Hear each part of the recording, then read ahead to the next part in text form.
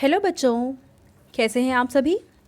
चलिए इस वीडियो में हम समझेंगे क्लास 5 की वर्कशीट नंबर 83B जो कि 30 सितंबर 2021 की वर्कशीट है और आज का सब्जेक्ट है बच्चों EVS। सबसे पहले आप यहाँ अपना नाम लिखेंगे और यहाँ आप अपनी टीचर का नाम लिखेंगे, ठीक है। तो चलिए इस वर्कशीट को हम स्टार्ट करते हैं। नमस्ते प्यारे बच्चों, हम आशा करते हैं कि आप सभी स्वस्थ व सुरक्षित होंगे।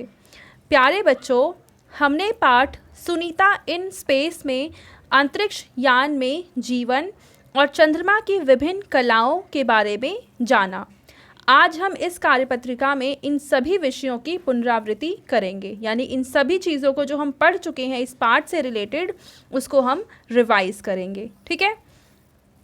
तो देखिए पहला प्रश्न है, नीचे कुछ प्रश्न विकल्प के साथ दिए गए हैं। देखो ये सारे हैं इनके प्रश्न और नीचे इनके ये विकल्प दिए हुए हैं, ठीक है। तो हमें करना क्या है कि सही विकल्प को चुनकर उत्तर अपनी कॉपी में लिखिए। तो इनमें से जो उत्तर सही है उस पर निशान लगाना है और उसको अपनी कॉपी में लिखना है। तो देखिए इसका फर्स्ट पार्ट है, चंद्रकलाएं कितने प्रकार की होती हैं। तो चंद्रकलाएं होती हैं 8 प्रकार की, इसका मतलब ऑप्शन 3 सही आंसर हो जाएगा। सेकंड पार्ट है कि चंद्रमा जब दिखाई देना बंद हो जाता है तो उस अवस्था को क्या कहते हैं। तो जब चंद्रमा हमें दिखाई नहीं देता है तब उस अवस्था को हम कहते हैं अमावस्या, ठीक है। तीसरा प्रश्न है कि प्रत्येक महीने में कितनी बार पूर्णिमा आती है। तो हर एक महीने में एक ही बार पूर्णिमा आती है, ठीक है।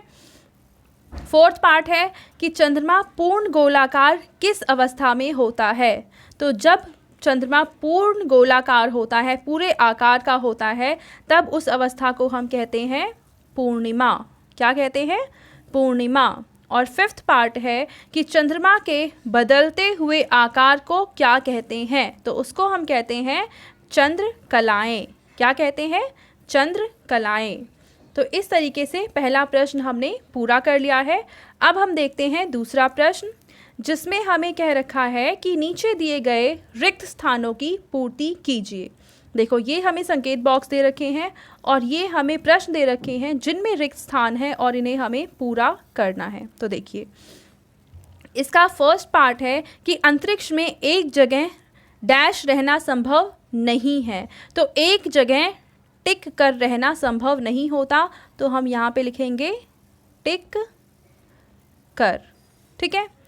सेकेंड पार्ट है कि अंतरिक्ष में जाने से पूर्व विशेष प्रकार का डैश दिया जाता है। तो अंतरिक्ष में जाने के पहले हमें एक विशेष प्रकार का प्रशिक्षण दिया जाता है। तो आप यहाँ पे लिखेंगे प्रशिक्षण, ठीक है।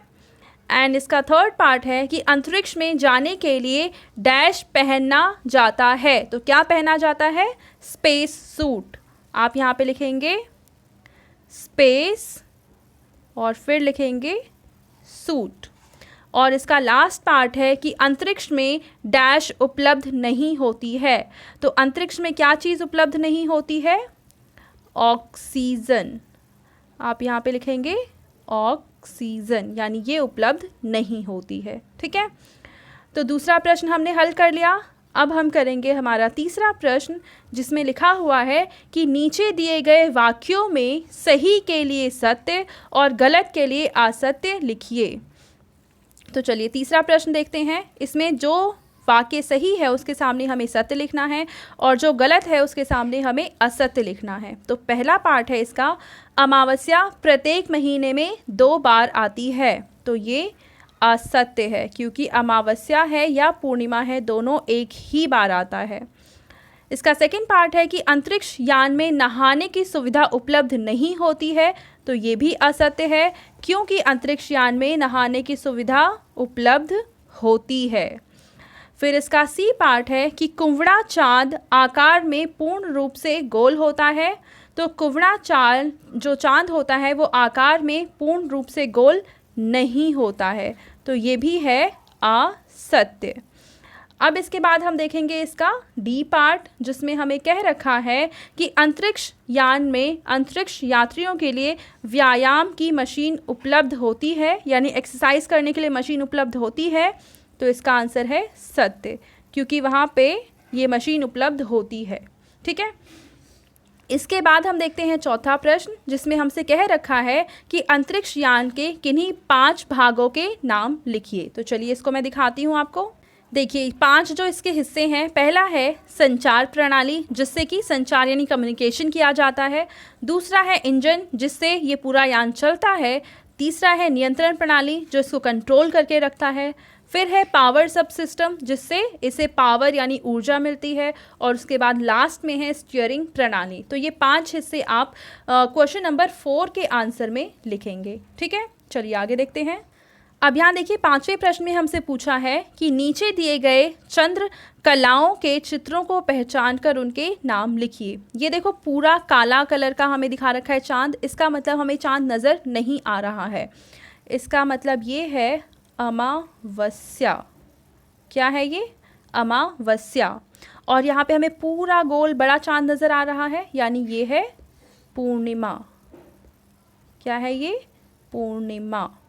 ठीक है, तो ये है अमावस्या और ये है पूर्णिमा।